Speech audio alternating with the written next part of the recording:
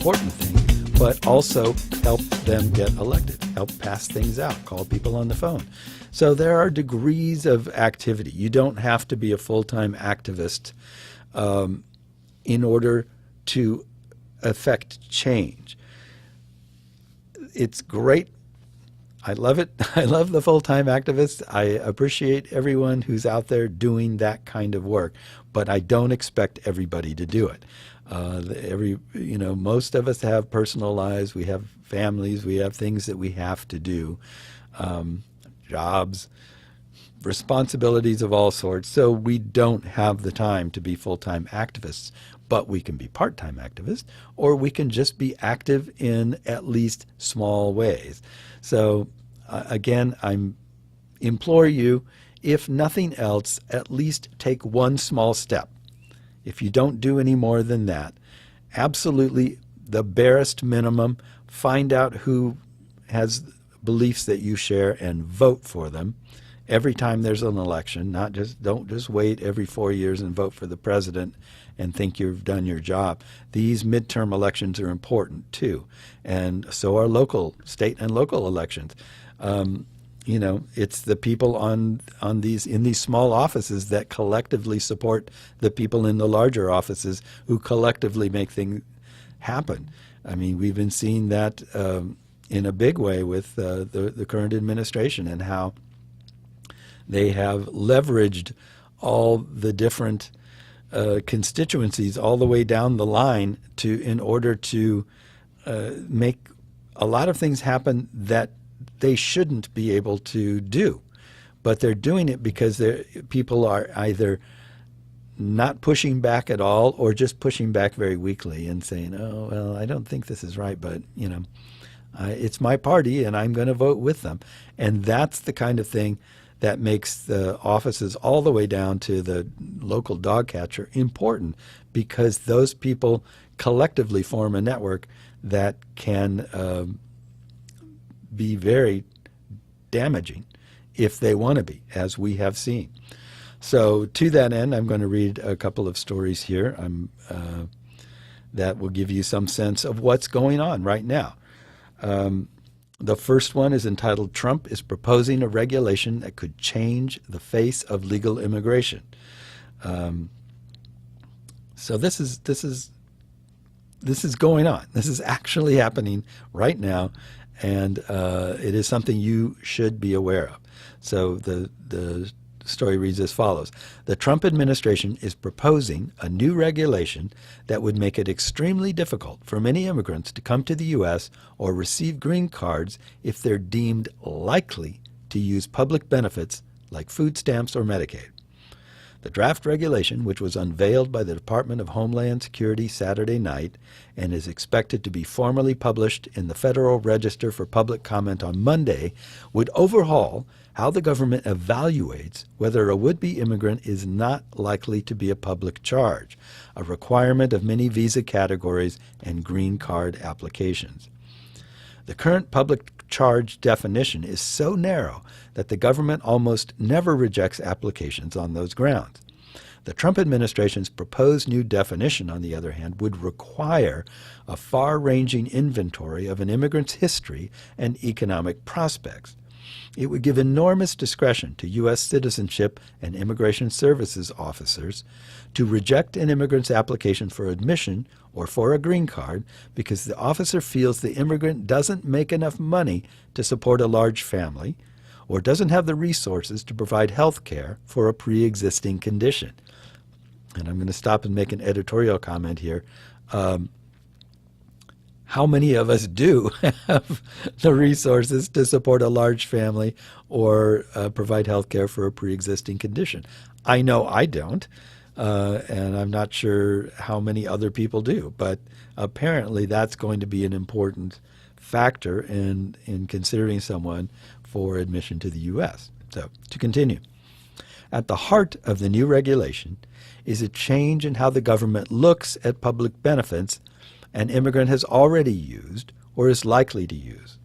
While only cash benefits are considered right now, benefits that only 3% of non-citizens use, the new approach would include Medicaid, SNAP, which is food stamps, Section 8 and other housing benefits, and subsidies for low-income earners in Medicare Part D.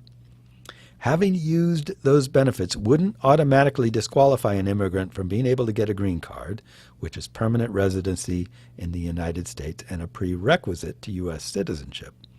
The government says it would not count against an immigrant any benefits used before the rule went into effect, which won't happen for several more months. And there's a complicated formula for how much support an immigrant can receive before damaging her chances for a future green card. The problem is that while the regulation itself is complex, and in some ways more moderate than earlier versions of the proposal leaked, and which the Washington Post reported on earlier this year, the message that immigrants are likely to receive is simple, that they shouldn't use public benefits if they want to stay in the U.S. Local service providers, from public assistance clinics to pediatricians, are already seeing this chilling effect just based on the rumors of the rule and the Trump administration's generally hawkish tone towards immigrants. So the newly proposed regulations matter in two different ways. If the regulation is finalized in its current form, something advocates will try to prevent by fighting to moderate the proposal during the revision process, or, failing that, to sue to stop it from going into effect, it has the potential, depending on how it's interpreted on the ground, to change the face of legal immigration to America by sharply reducing family-based immigration from lower-income, less educated people in countries like China, Mexico, and Cuba. But in the meantime, regardless of how the final regulation looks, immigrants currently in the U.S., many of whom won't be affected by the proposal, will likely continue to retreat from social services use out of fear that something might happen to them. One of the oldest reasons for the U.S. to reject a would-be immigrant, right up there with the immigrant being Chinese, was suspicion that the immigrant was likely to become a public charge. That language was added to the Immigration Act of 1882 and was interpreted by the Immigration and Naturalization Service as a requirement that immigrants show on arrival that they had at least $25 in cash.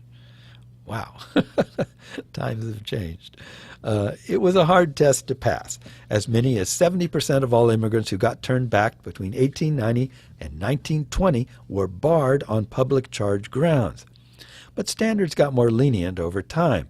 Public charge accounted for only 4% of denials in the 1940s and less than 1% after 1950. Eventually, a policy emerged that public charge shouldn't be a binary test, but rather a judgment based on the totality of the circumstances. The 1996 immigration law, IIRIRA, codified what circumstances should be considered: age, health, family status, financial status, and education and skills. When some immigration officers started denying applications from any immigrant who had taken any public benefits, the Clinton administration sought to clarify the rule. In 1999, it issued field guidance that only cash-based income assistance, temporary assistance for needy families, and SSI would be considered, and those benefits would have to account for over 50% of an immigrant's income for her to count as a dependent on public benefits. Since very few non-citizens even qualified for those benefits to begin with, that wasn't a terribly difficult standard. And even if someone was initially refused because of likelihood of being a public charge, they could submit more evidence, or at least get a relative to sign an affidavit to support them financially, and ultimately get approved. Furthermore, not all immigrants have to pass a public charge test. Refugees and asylees, for example, don't have to pass it either to get admitted to the U.S. to begin with or to get a green card.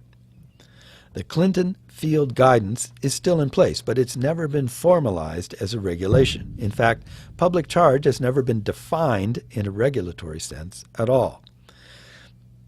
The Trump administration is proposing to fix that and lay out in regulation exactly who counts as a public charge and how those decisions are made. On Monday, the administration is expected to formally publish the draft rule in the Federal Register. That will open a 60-day period for public comment, after which the administration will review and potentially revise the rule. The final rule will probably come out in a matter of months and will go into effect 60 days later after it is published. The Department of Homeland Security proposes to define a public charge as someone who receives one or more public benefits to cover basic needs such as health, nutrition, or housing. But the government isn't proposing that any use of public benefits makes someone a public charge and therefore ineligible for a green card or visa. It's set up a complicated rubric for what exactly counts as reliance on public benefits that would make someone a likely public charge. For one thing, no immigrant currently using benefits would be penalized for that in the future, except for the TANF and the SSI, which under the Clinton field guidance are currently used to assess public charge anyway. The administration will only judge immigrants for use of public benefits after the regulation has been finalized, which won't happen for months. For another, in a change from previous leaked drafts of the regulation, the government will only look at benefits an immigrant is getting for herself, not at all benefits being received by members of her household. An immigrant who is getting food stamps for her U.S. citizen children, but not for herself, for example, isn't officially using public benefits by the proposed new definition and therefore isn't an inadmissible public charge. The proposal breaks down benefits into two different categories: benefits that can be monetized, i.e. that have a dollar value attached to them, and those that can't. Benefits that can be monetized, the TANF and SSI, SNAP, Section 8 housing benefits. Benefits that cannot be monetized, Medicaid, low-income Medicare Part D assistance, other subsidized housing. Sorry, that word was hard. Subsidized. Shouldn't be hard, but it was. There are 3 tests based on these categories to reach the threshold for reliance on public benefits in a way that could all but disqualify an immigrant from a visa or a green card. Individual use of monetized benefits over 12 consecutive months that total more than 15% of federal poverty guidelines for a single-person household. Or individual use of non-monetized benefits for more than 12 months in any previous 36-month period, or any individual use of monetized benefits plus individual use of non-monetized benefits for more than 9 months in any previous 36-month period. Wow. I don't think I could. I don't even know. I don't use any public benefits that I'm aware of, but I wouldn't even know how to calculate that. Anyway, flunking one of these tests is a strongly weighted negative factor that will generally lead to someone getting labeled a public charge and denied. And an immigrant can help her case by showing she won't use those benefits in the future. For example, by including a letter showing she unenrolled from them before applying for a green card. But it's only part of the totality of the circumstances, which include a range of other factors and tests, some of which the administration is also seeking to make more restrictive. Having a large family, for example, will be a negative factor. Having a health condition and not having private health insurance would be another negative factor, as is being under 18 or over 65.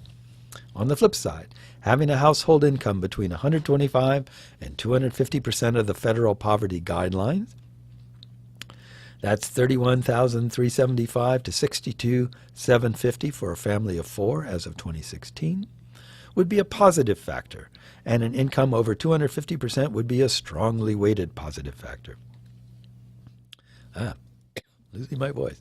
In some cases, the government will allow someone to come to the U.S. or get a green card, even if it deems them a likely public charge, but the immigrant or a sponsor would have to put up a bond of $10,000 or more, which would be fortified if the immigrant ended up using, which would be forfeited, which would be forfeited, not fortified, if the immigrant ended up using social services.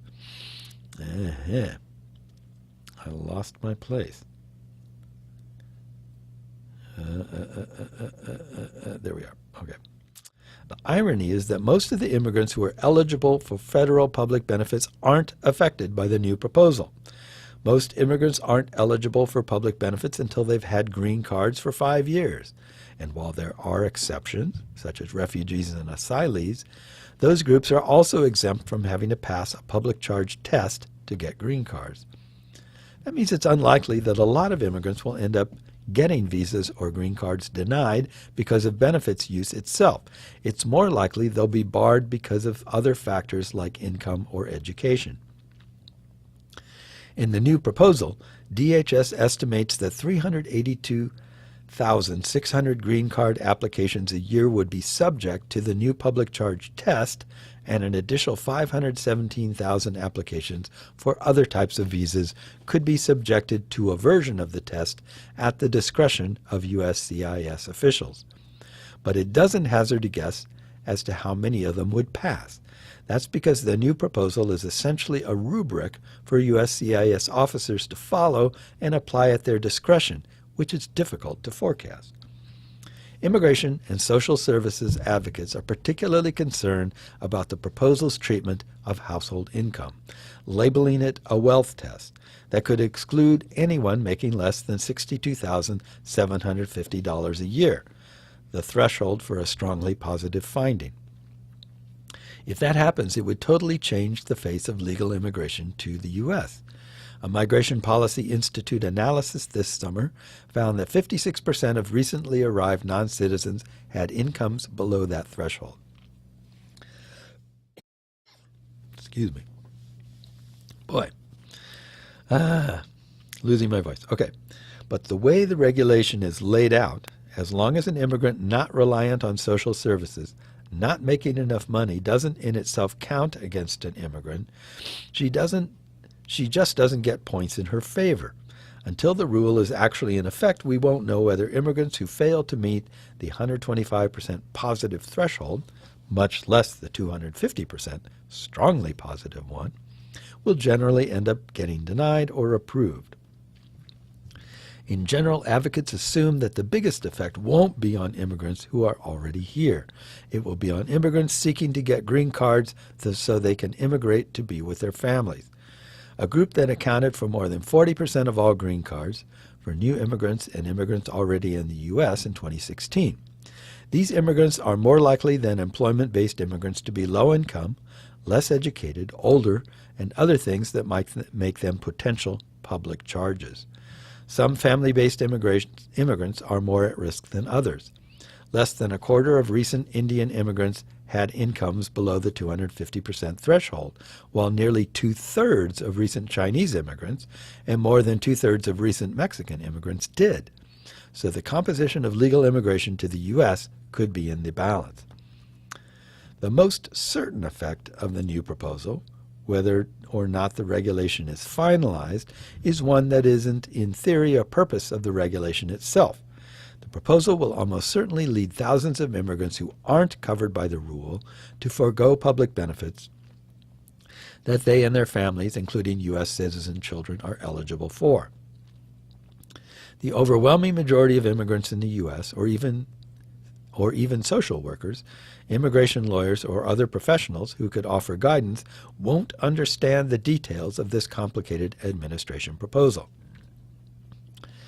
Instead, what they will take away from the announcement and news coverage of it is that the message that immigrants can be punished for using public benefits, and so they should play it safe and unenroll or not enroll at all.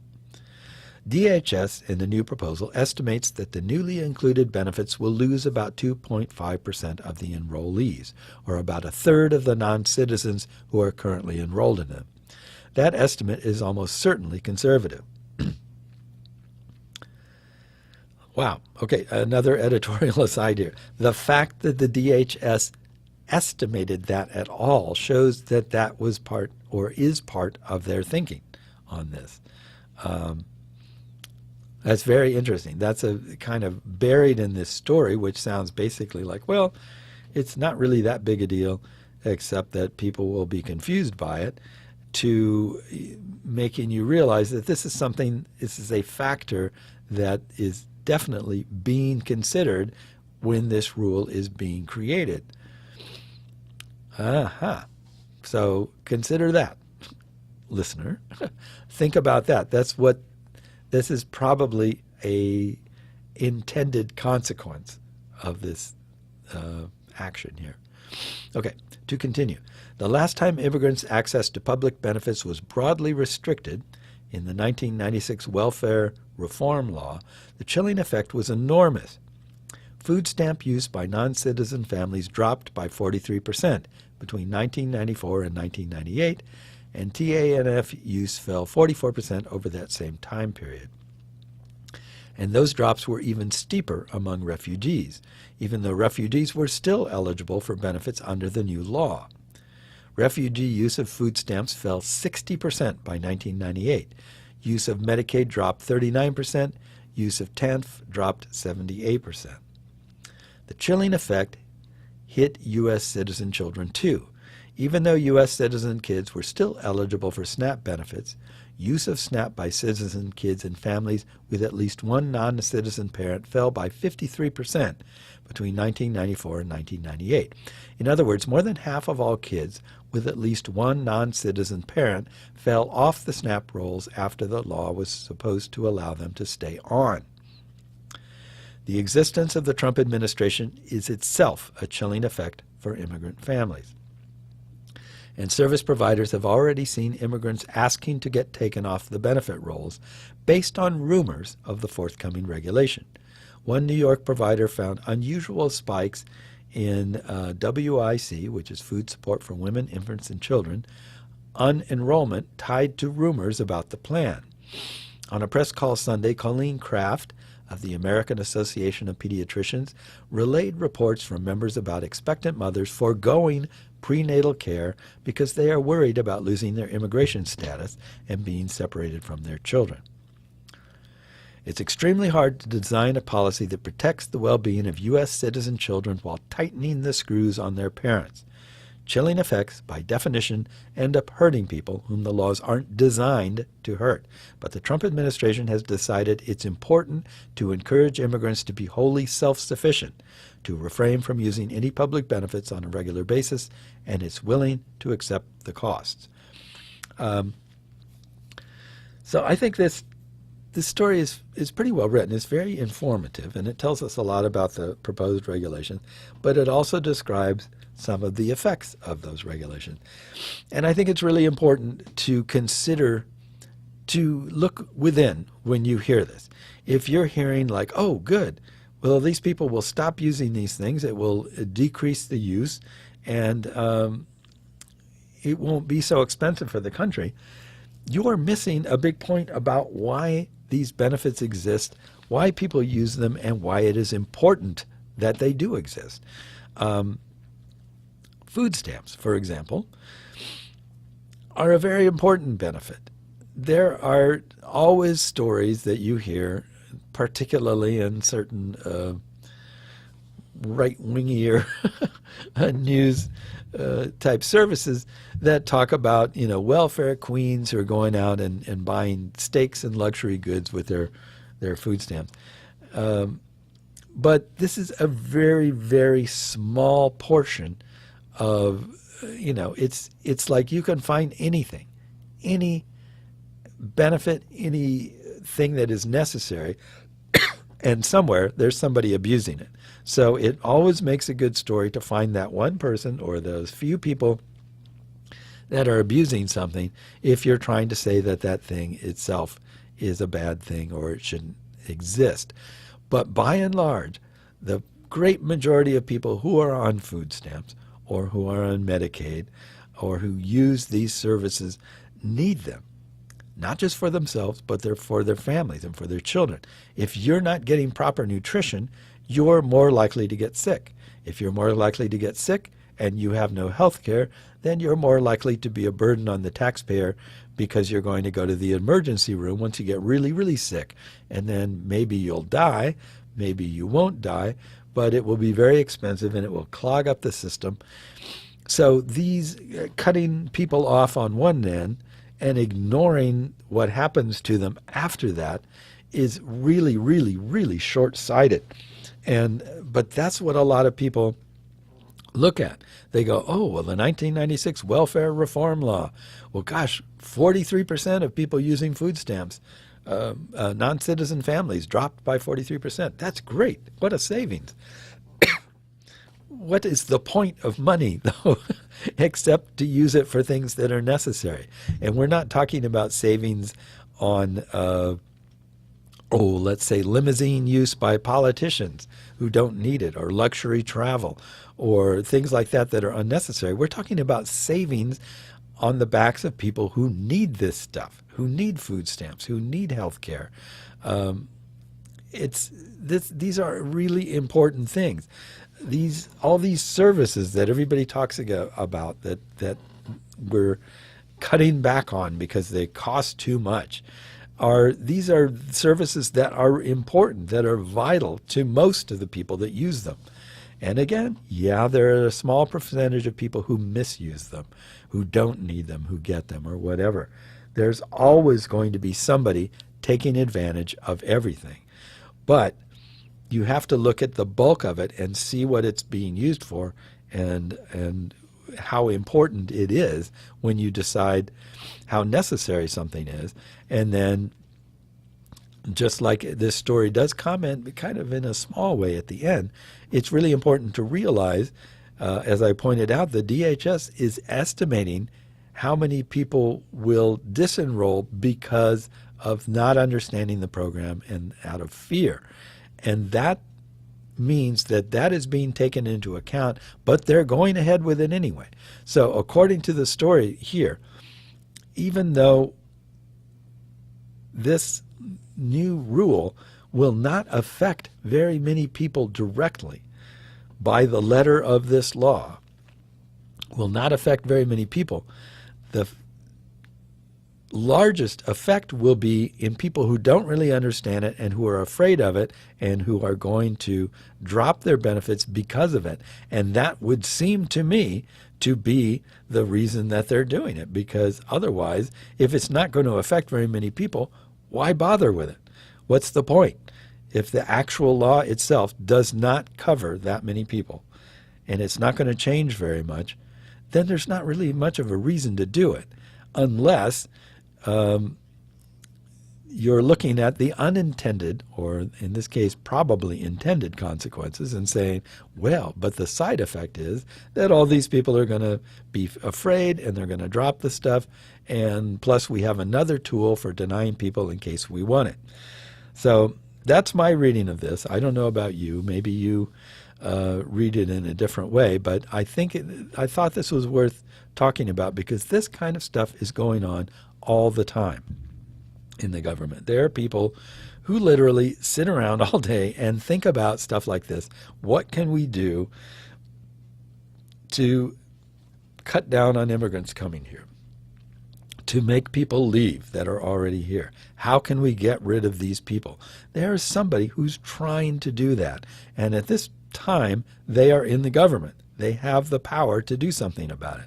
Those of us who are going, who know immigrants and who spend time with them and know them, are thinking, well, this is terrible. We shouldn't be doing it to these people.